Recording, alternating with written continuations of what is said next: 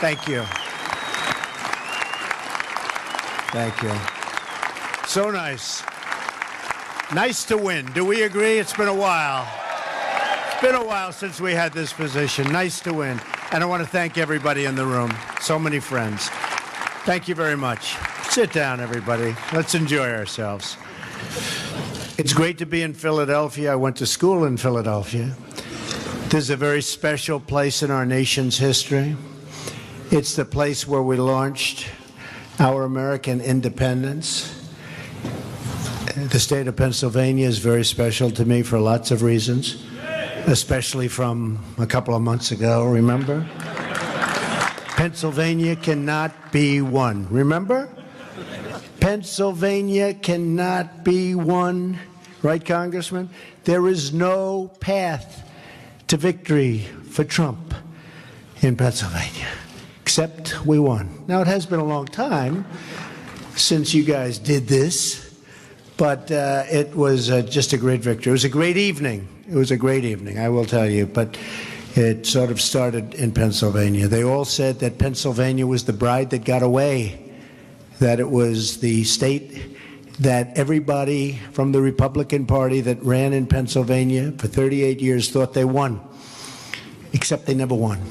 And I thought I won too, but I was afraid to say it, Mitch, because it just seemed that it wasn't working out. So I just said, you know what, I think we did great. Let's see what happens. But good things happen. So we love this state, and we will see it many times again. Now is the dawn of a new era of American independence, a rededication to the idea that the people are in charge of their own destiny. I want to thank Majority Leader McConnell, great guy, and Speaker Paul Ryan, very, very special. And he is writing his heart out, right? And we're actually going to sign the stuff that you're writing. You're not wasting your time. He would write it, he'd send it up, and nothing would happen. But now it's going to happen. For their leadership and for inviting me here today, thank you very much. And thank you, Leader McCarthy, Senator Cornyn, Congressman Scalise, Congresswoman Kathy McMorris Rogers, and Congressman Messer for your leadership as well. It's been terrific. This Congress is going to be the busiest Congress we've had in decades, maybe ever. Maybe ever. Think of that.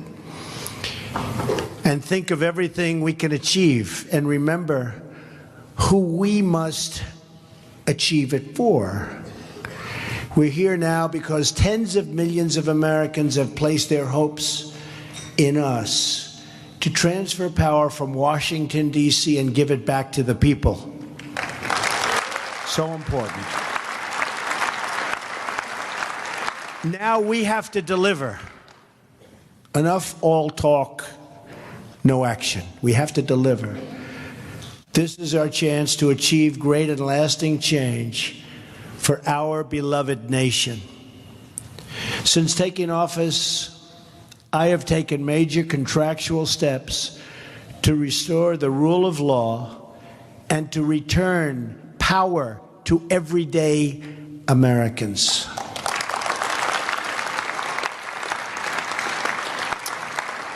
And even though it's only a few days, we've done it in record numbers.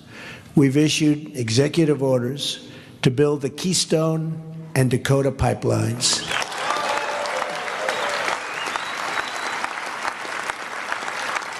And issued a new requirement for American pipelines to be made with American steel and fabricated in the United States. And I was sitting at my desk, and I'm getting ready to sign Keystone and Dakota.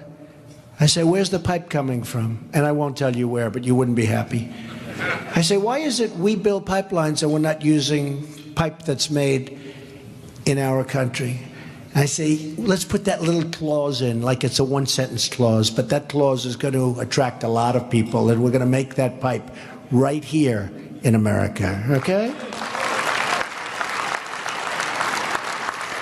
If people want to build pipelines on our land, we want the pipe to be manufactured, and not only that, manufactured here, but you will see a level of quality that you're not going to see when they bring pipe from far distances, have to bring it in small chunks and then fabricate it on the land. Give me a break. We can do much better than that, and we're going to do it much better, and it's going to end up costing less money, believe me.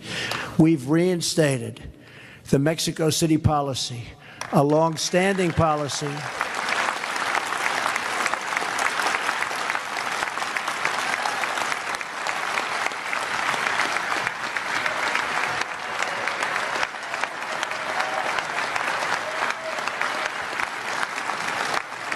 Isn't that nice?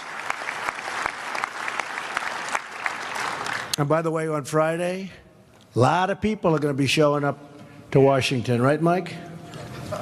A lot of people. You know, the press never gives them the credit that they deserve. They'll have 300, 400, 500, 600,000 people. You won't even read about it. When other people show up, you read big time about it, right? So it's not fair, but nothing fair about the media. Nothing. A long-standing policy to ensure taxpayer dollars do not fund abortion services overseas. We've issued executive orders to remove wasteful regulations that slow down commerce and delay infrastructure, which we desperately need. The very beginning of a massive effort to reduce the crushing regulations on our economy, and we are going to reduce regulations big time. We've also withdrawn from the Trans-Pacific Partnership, paving the way for new one-on-one trade deals that protect and defend the American worker. And believe me, we're going to have a lot of trade deals. Mitch, don't worry about it. Just give me a little time. But there'll be one-on-one. There won't be a whole big mash pot. There'll be one-on-one deals. And if that particular country doesn't treat us fairly, we send them a 30-day termination, notice of termination. And then they'll come and say, please don't do that, and we'll negotiate a better deal during that 30-day period. The other way, you can't get out of it. It's like quicksand. Plus, we're going to have very, very strong controls over monetary manipulation and devaluation, which they didn't have in TPP. So this is going to be so much better, and we're already on it. I would like to have my Commerce Secretary, Wilbur, approved because I hear he did fantastically well, but they're not quick with the pen on signing these people because we'd like to have him approved as soon as possible. It'll be done. So I know, and Mitch says it will be done, and it will be. They could move faster on the other side, I will say that. Could move faster. I mean, I'm meeting with the Prime Minister tomorrow, as you know, Great Britain. So I'm meeting with her tomorrow. I don't have my Commerce Secretary. They want to talk trade. So I'll have to handle it myself. Which is okay. We've put in place the first steps in our immigration plan, ordering the immediate construction of the border wall, putting an end to catch and release, expediting the removal of criminal air. This is so important to me. From day one, I've said it. And I mean the immediate removal of criminal aliens. They're going to be gone fast. And finally, at long last, cracking down on sanctuary cities.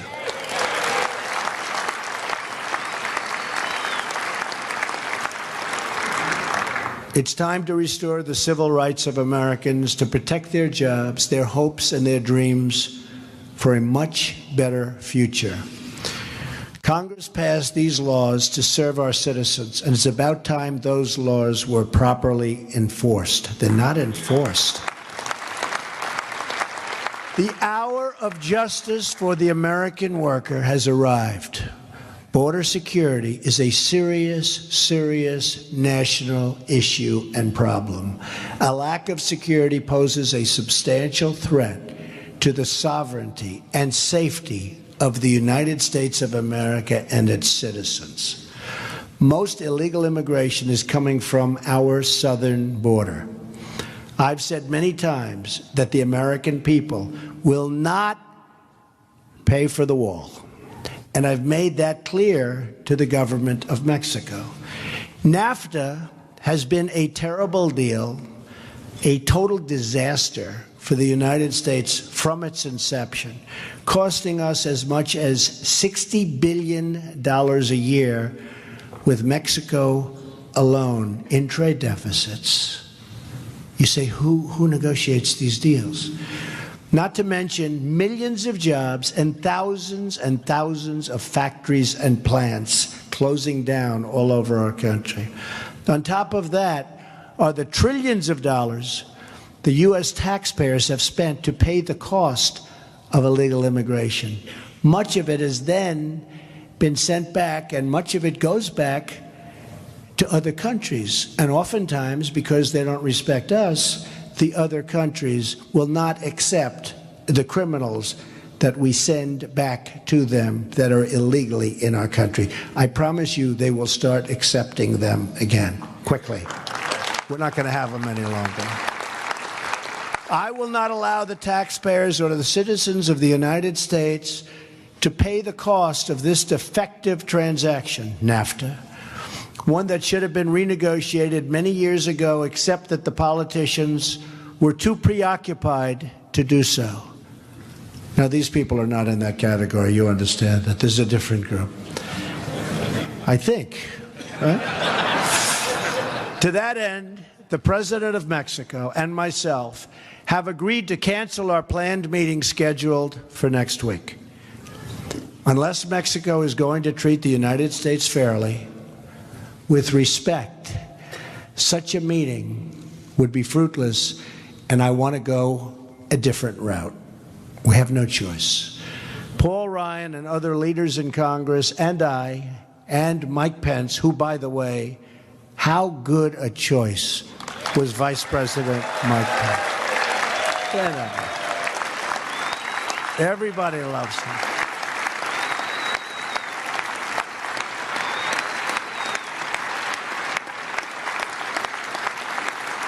In fact, anytime I got myself into a jam early, I haven't been doing this stuff too long, right? But anytime I got myself into a jam, oftentimes they'd say on television, yeah, but look, he picked Mike Pence.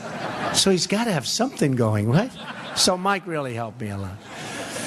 Well, we're working on a tax reform bill that will reduce our trade deficits, increase American exports, and will generate revenue from Mexico that will pay for the wall if we decide to go that route. It is time that the American people had a president fighting as hard for its citizens as other countries do for theirs. And that's exactly what I am going to do for you. Believe me. Thank you. Thank you. It's time that somebody fought for our country and didn't let anyone take advantage of us anymore. The world has taken advantage of us for many years. Not going to happen anymore. We will have an ambitious legislative agenda as well.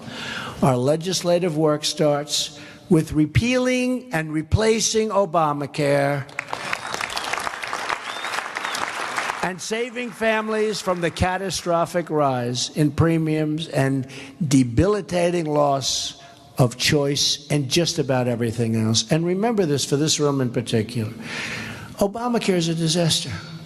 The Democrats are up and they're saying, oh, they're putting up signs like it's wonderful.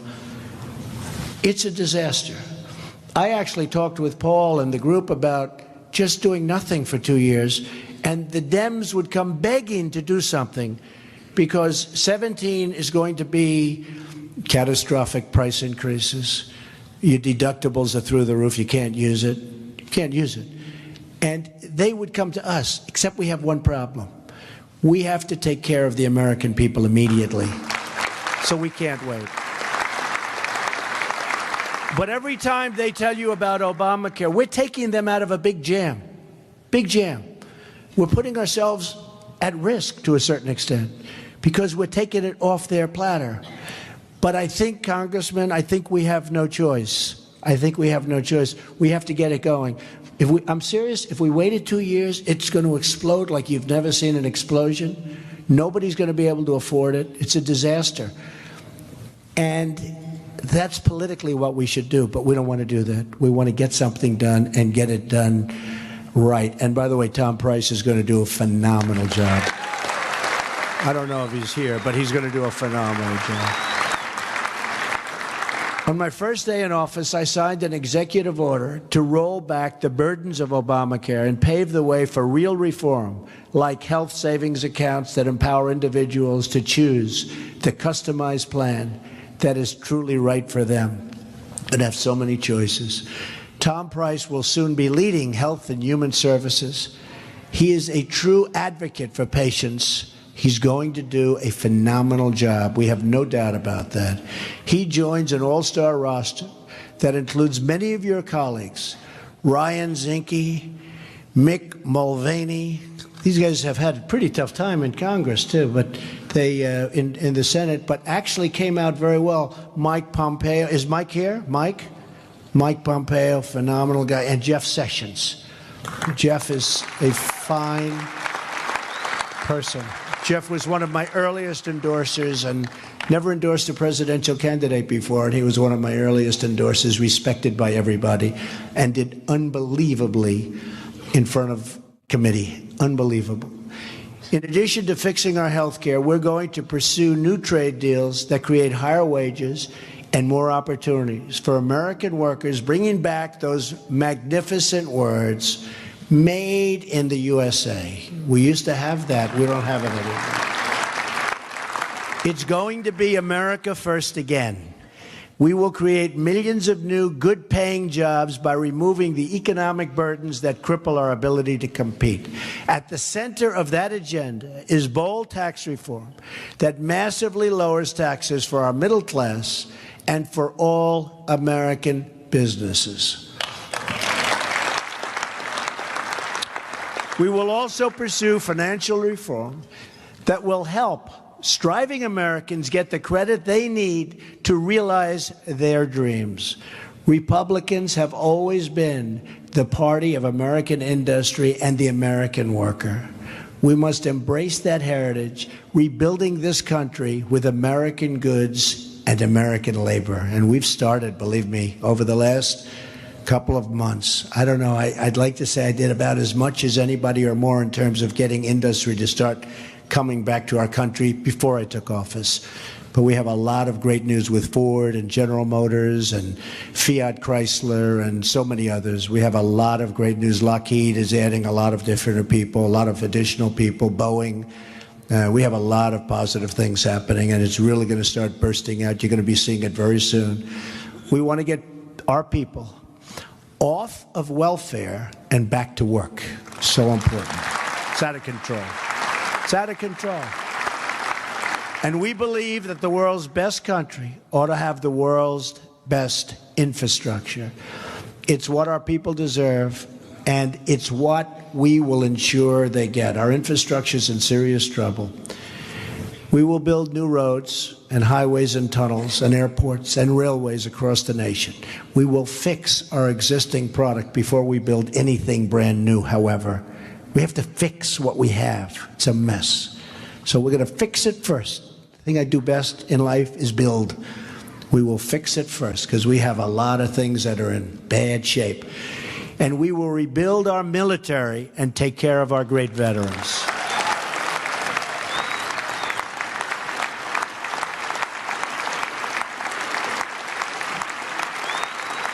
Thank you. And we're working hard with the veterans. We're going to do something very special with the veterans. It's time. At the same time, we will unleash the full power of American energy, ending the job-killing restrictions on shale, oil, natural gas, and clean, beautiful coal. And we're going to put our coal miners back to work.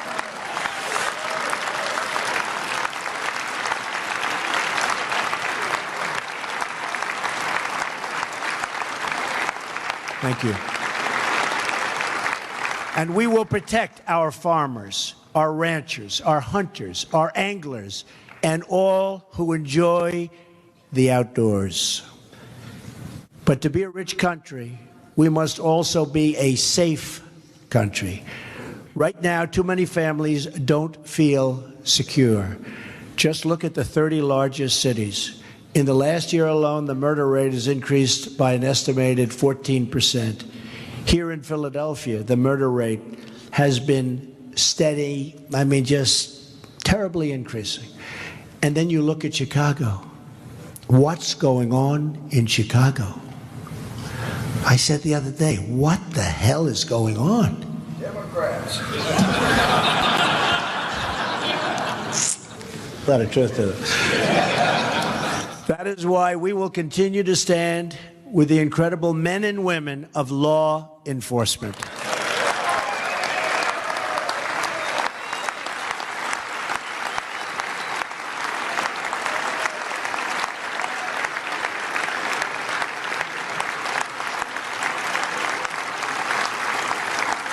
Yesterday, I had the honor of swearing in General John Kelly as our Secretary of Homeland Security. It's going to be amazing.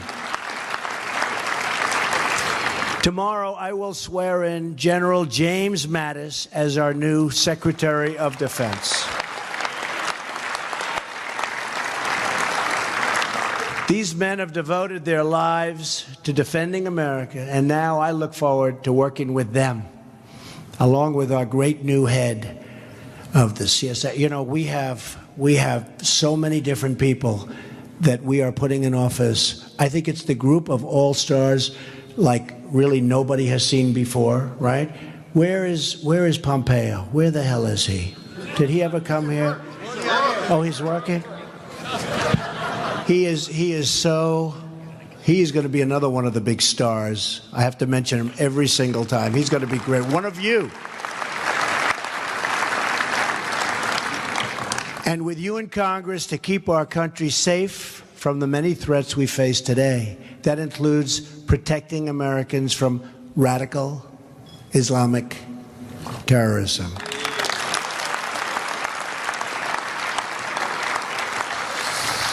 We also need to keep the ballot box safe from illegal voting. And believe me, you take a look at what's registering, folks. They like to say, oh, Trump, Trump, Trump. Take a look at what's registering. We are going to protect the integrity of the ballot box, and we are going to defend the votes of the American citizens, so important. All of us here today, for the same reason, to serve the citizens of our country. We are not here for ourselves. We are here for them. We are here for the people. We are blessed by divinity and honored by history with the task of preserving this great republic and expanding its blessings to every single American. Thank you.